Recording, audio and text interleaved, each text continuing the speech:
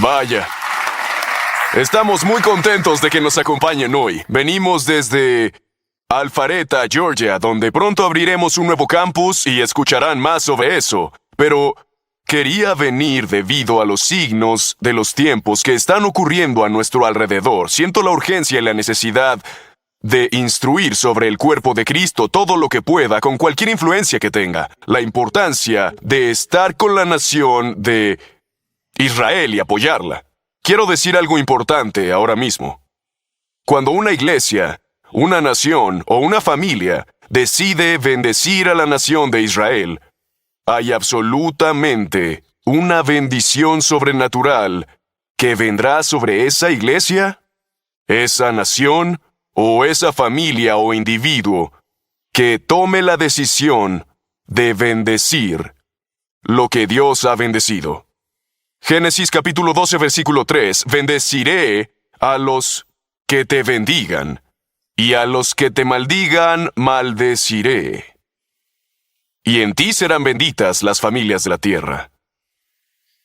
El faraón de Egipto, en los tiempos de José, extendió este concepto de bendecir a Israel. Permítanme mostrarles por qué. No sé si él sabía exactamente lo que estaba haciendo, pero él entendió el principio de que cuando se bendice lo que Dios ha bendecido, una bendición vendrá sobre ti. La Biblia dice, José y el pueblo judío recibieron del faraón la tierra más próspera de Egipto, llamada Gosén. Era la parte más fértil y fructífera de Egipto, y solo había una razón para que un rey faraón pagano hiciera eso. Fue porque José había interpretado el sueño y le había dicho al rey de Egipto que se avecinaba una hambruna y le había dicho cómo superarla. No solo superarla, sino prosperar. No solo sobrevivir, sino prosperar en una época de desastre económico. Y estaba tan agradecido porque José le dijo que almacenara maíz durante 7 años y entonces consiguió que la gente vendiera sus bienes inmuebles y se los diera al rey de Egipto. Y se convirtió en el hombre más rico del planeta Tierra con el ejército más poderoso y Egipto tenía la economía más fuerte del planeta. Esto ni siquiera es discutible, son hechos históricos. Debido a una nación, debido a eso, este hombre sintió, este faraón dijo, voy a bendecirte a ti, José, y a tu descendencia, que finalmente se convertiría en la nación de Israel. Egipto se hizo tan poderoso porque los dirigentes de esa nación bendijeron al pueblo judío. Dios, ayúdanos a tener un liderazgo en Washington, D.C. y en cada nación que nunca dé la espalda a la nación de Israel. Cuando José y María huyeron de Herodes, cuando estaba matando a todos los recién nacidos, ¿te acuerdas de José y María? Ahora estoy hablando de otro José. José, el padrastro de Jesús, y María, la Virgen. Huyeron a alguna parte, huyeron a Egipto. ¿Por qué? Porque sabían que había alguien que favorecería al Mesías, al niño judío que llevaban en su vientre. Cuando José y esa familia de 70 huyeron, la familia de 70 creció y se multiplicó en Egipto durante 430 años. Escúchame bien, Egipto fue el útero de Israel. Mientras el faraón bendecía a Israel, Egipto era bendecido. Era el ejército más poderoso, era la nación más rica, tenía un éxito increíble en todos los sentidos. Pero el texto dice en el Génesis, después se levantó un nuevo rey en Egipto que no había conocido a José, el cual dijo a su pueblo, maldeciré a esa gente. Están creciendo demasiado rápido, se están volviendo demasiados numerosos. Voy a eliminarlos, voy a detenerlos. Incluso dijo a las siervas, cuando asistan a las mujeres hebreas a dar a luz, y vean en la silla de parto que es un niño, mátenlo. Comenzó a maldecir al pueblo judío, esclavizó al pueblo judío. Les hizo la vida imposible. Si no escuchas nada más, si me estás viendo, donde sea que me estés viendo, te estoy diciendo el secreto para una vida bendecida y el favor de Dios. Lo que le hagas al pueblo judío, Dios te lo hará a ti. Lo que le hagas a la nación de Israel, Dios te lo hará a ti. El faraón ahogó a los hijos de los judíos en el río Nilo. Así que Dios ahogó al ejército egipcio y al faraón en el Mar Rojo. El dictador más poderoso del mundo fue arrastrado con sus carruajes y su ejército, y el colapso económico ocurrió cuando el faraón el liderazgo de una nación decidió maldecir a Israel. Y nunca se han recuperado de eso todavía. Dios ama a los egipcios, nosotros amamos a los egipcios, no me refiero a las personas, todos somos iguales a los ojos de Dios. Estoy hablando de principios espirituales que necesitas entender, y la mayoría de las veces es el liderazgo malvado el que hace sufrir al pueblo, ya sea en Haití o donde sea. Si hay algo que he visto cuando la gente está sufriendo es el liderazgo demoníaco, malvado, al igual que lo estamos viendo en el Medio Oriente, en este momento con el pueblo palestino. Jamás son malvados, demoníacos, de inspiración demoníaca, terroristas, y el pueblo sufre por ello. Tienes que bendecir a Israel. Quiero que entiendas que, debido a que el faraón persiguió a Israel y al pueblo judío, Dios envió 10 plagas y aniquiló la economía. La riqueza y el poder militar de Egipto desaparecieron de la noche a la mañana. Lo mismo ocurrió con el imperio babilónico.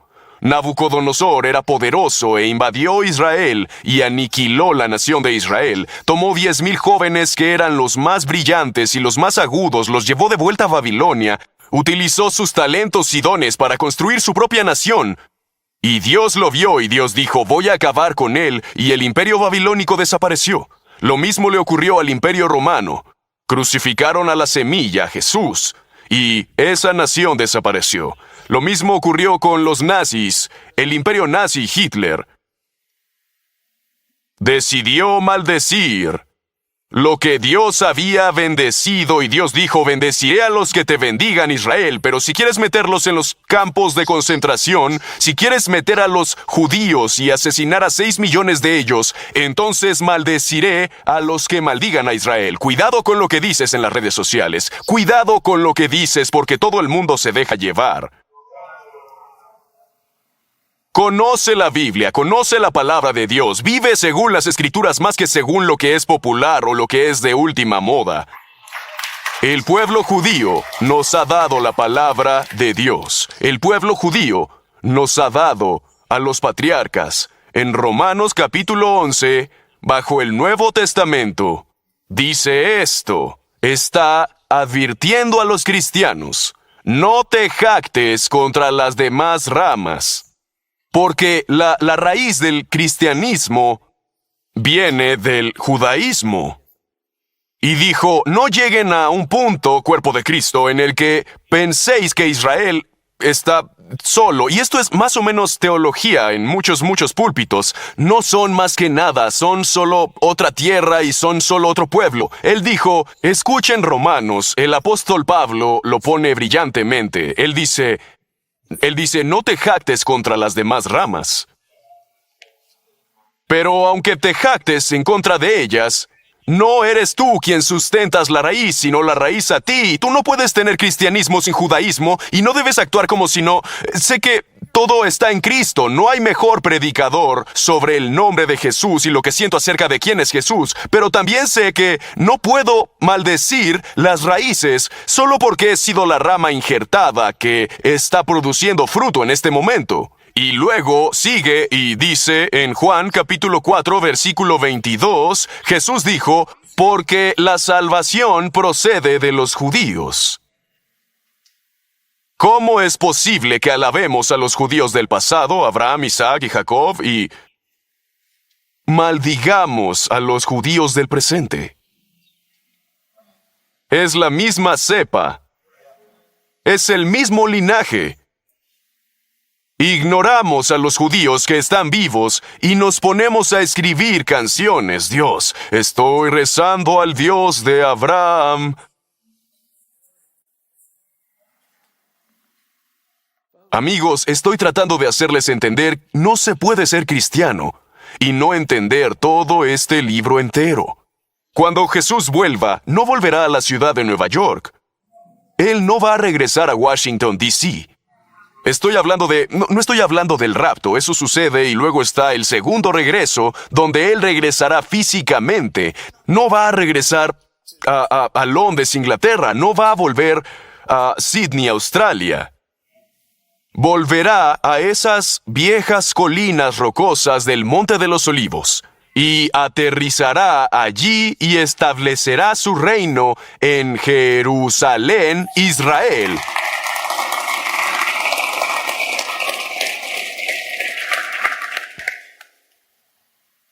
Cuando lees el Antiguo Testamento, es la voluntad de Dios oculta, pero cuando lees el Nuevo Testamento es la voluntad de Dios revelada. José y Jesús tienen la misma raíz hebrea. José del Antiguo Testamento es lo mismo en hebreo que Jesús del Nuevo Testamento. Es la palabra José significa Salvador. José salvó al mundo del hambre. Jesús salvó al mundo del pecado y de Satanás. José era el hijo predilecto de su padre, por eso le hizo una túnica de muchos colores. Jesús era el unigénito de su padre. José fue rechazado por sus propios hermanos, lo arrojaron a un pozo. Jesús quiso enseñar a los suyos y los suyos no le recibieron. A José lo dieron por muerto en el pozo. Y a Jesús lo arrojaron a una tumba y lo dieron por muerto. Pero José fue levantado del pozo y puesto en el palacio a la derecha del faraón, el hombre más poderoso del mundo. Y Jesús fue levantado de la tumba y puesto a la diestra del Padre con un nombre que le ha sido dado sobre todo nombre. Y luego, cuando entiendas el capítulo 12 de Zacarías, en el versículo 10, entenderás que cuando José se reveló a sus hermanos, fue un gran momento. ¿Cómo hicieron sus hermanos? José, ¿recuerdas la historia de José? Recordarás cómo sus hermanos le hicieron tanto mal y él se va a Egipto y acaba teniendo las llaves del maíz y es poderoso. ¿Cómo llegó hasta donde estaba? Y la Biblia dice, y al ver José a sus hermanos los reconoció, pero simuló serles extraño.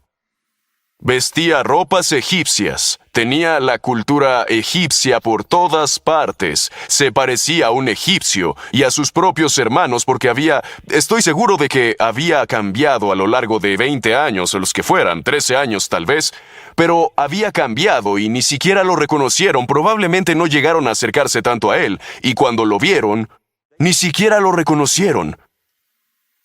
Pero fue en la tercera visita, vinieron una vez, 2 veces, y luego volvieron en la tercera visita, y en la tercera visita,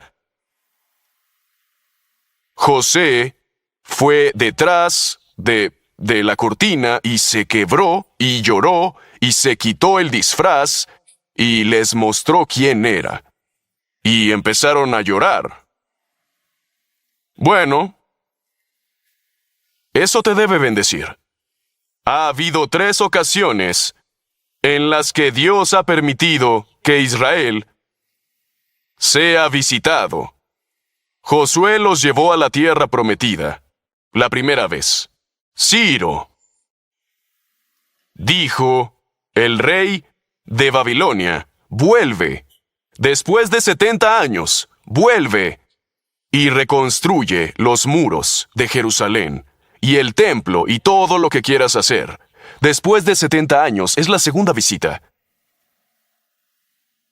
Y lo que quiero que entiendas es que hay una tercera visita, y creo que comenzó en 1948. Creo que cuando la nación de Israel estaba tan dispersa por todo el mundo, esto está en Ezequiel 36, era una profecía de que serían dispersados, el pueblo judío sería dispersado por todo el mundo. Y luego viene en la profecía aún más clara en Ezequiel 37, porque en ese momento Ezequiel ve un valle de huesos secos, ve una nación tan diezmada que parece que es un ejército, y los huesos, los huesos por todo el valle. Y la Biblia dice que le hicieron una pregunta. «Oh, hijo de hombre, ¿vivirán estos huesos? ¿Podría esta nación volver a la vida? Están tan dispersos. ¿A qué viene eso? La Segunda Guerra Mundial, Hitler. Después del Holocausto, ellos fueron esparcidos por todo el mundo, pero algo en los corazones. Y a propósito, esto está en Ezequiel 36. Dios dijo, yo los pondré en sus corazones y ellos querrán empezar a regresar a la tierra. Ellos querrán empezar a regresar a la nación. Pero no existía Israel. ¿Cómo iban a hacerlo? Isaías 66. ¿Podrán hacer un país en un solo día? Las Naciones Unidas votaron al respecto y dijeron, denle su propia tierra a esta pobre y lamentable gente, parece un valle de huesos secos. Dudo que lo logren, están tan dispersos, tan destrozados, tan demacrados, tan destruidos, han estado en los campos de concentración, han perdido toda su riqueza, no tienen nada. Probablemente no lo logren, pero dales la tierra. Era la tercera visita. Pero quiero decirte, cuando Dios comenzó a resucitar a Israel, y esto es tan importante, especialmente cuando ves las noticias de hoy, es por eso que esta guerra que está pasando que ves, deberían leer Ezequiel 37, porque cuando los profetas vieron la tercera y última vez que Dios levantaría a la nación, Él no los levantó como víctimas golpeadas. Los levantó y dijo, el Espíritu entró en ellos y cobraron vida y se pusieron de pie, un ejército grande, un extremo. Esa fue la descripción que dio. En otras palabras, ese montón de gente que ha sido brutalizada y puesta en esclavitud egipcia y puesta en esclavitud babilónica y que deberían haber sido aniquilados y Hitler trató de aniquilarlos, todo el mundo los odió y sigue ocurriendo incluso ahora. Porque el anticristo es anticristo y antisemita. Y si eres parte de ese espíritu, probablemente serás antibiblia y anticristiano. ¿Quién está del lado del Señor? Él dijo, vi un ejército grande en extremo. Creo que más vale que los que odian a Israel se den cuenta de que ya no son un grupo de víctimas. Todo el mundo, ¿sabes? Leí esta historia ayer de 10 chicas israelíes y tenían una foto de ellas. 10 chicas en el ejército israelí, porque tienen que servir a los 18 años. La mayoría tenían 18, 19 o 20 años. Ellas mataron a 100. Eran solo 12. Mataron a 100 terroristas de Hamás que intentaban cortar la cabeza de bebés y violar mujeres. Estas mujeres, poderoso ejército, vamos alguien, di, un ejército en extremo, un ejército grande. Quiero decir, si las mujeres pueden luchar también. 12 contra 100 y mataron a 100 y les dispararon y fueron heridas, pero ninguna murió. Bendeciré a los que te bendigan y a los que te maldigan maldeciré. Y con esto concluyo. Viene un día, de acuerdo con Zacarías 12 en el versículo 10, después de la tercera visita, que es cuando, y es interesante, antes de que se reveló a los judíos, a sus hermanos, al pueblo judío, Mesías, mostrándose, la Biblia dice que despidió a los egipcios. Él dijo, váyanse, gentiles, váyanse. Ese es un cuadro en el Antiguo Testamento, justo antes de que el avivamiento golpee a la nación de Israel y ellos vean a Jesús por quien realmente es, porque ahora mismo Él está disfrazado para ellos. Zacarías capítulo 12, versículo 10 dice, y cuando lo vean, Tengo que terminar esa parte. Una vez que, justo antes que esto suceda, habrá una desaparición de la iglesia cristiana. ¿Me estás oyendo? Eso se llama el arrebatamiento, el rapto. Primera de Tesalonicenses, capítulo 4. Ahora escucha lo que va a suceder inmediatamente después. El anticristo entrará en escena durante 3 años y medio. El caos, la Biblia lo llama la gran tribulación, la economía se derrumbará. Él va a establecer una economía mundial.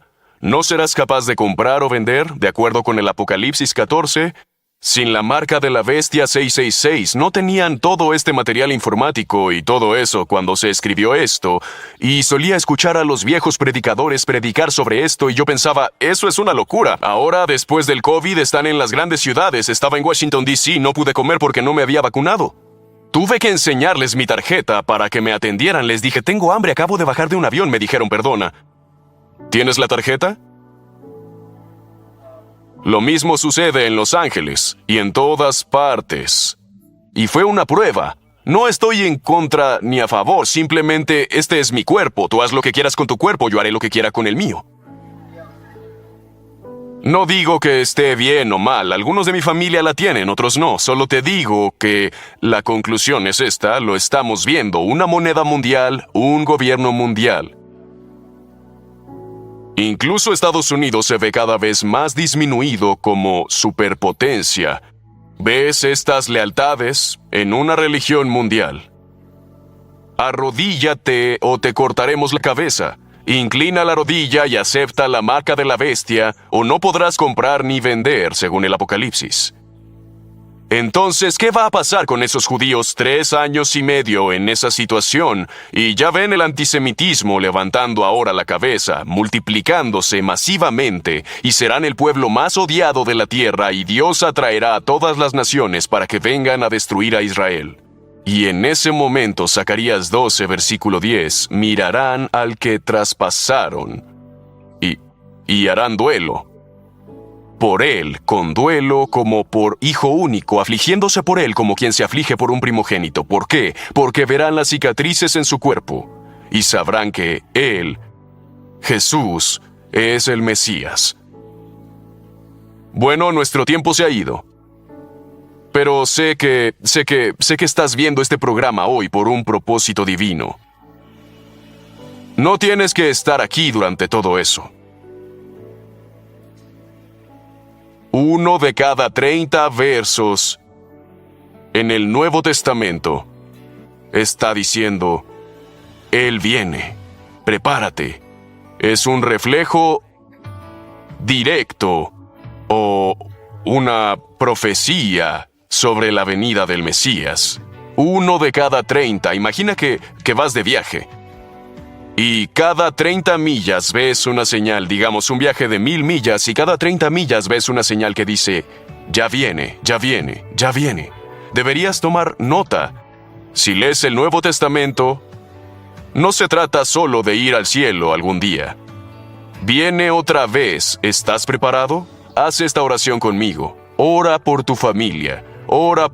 Piensa en las personas con las que tienes influencia. ¿Estás dando testimonio? ¿Sientes la necesidad de contárselos a los demás? ¿Están preparados? ¿Es tu hermano, tu hermana, tu madre, tu padre?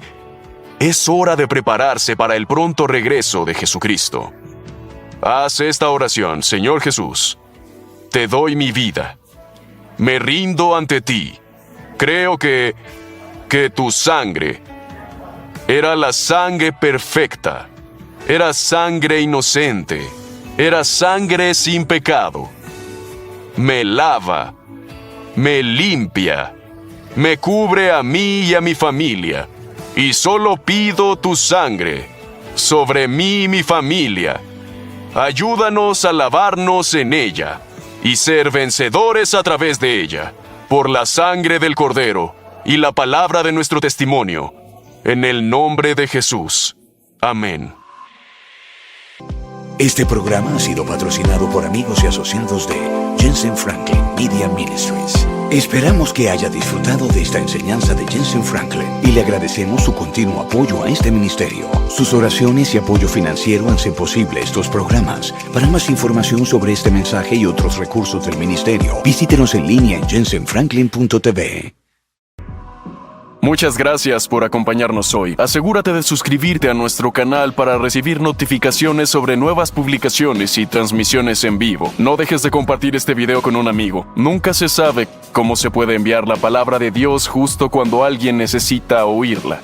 Y puedes usar tu influencia social para el bien, para la gloria de Dios. Gracias de nuevo, compártelo con un amigo y agradezco mucho tu atención. Hasta la próxima.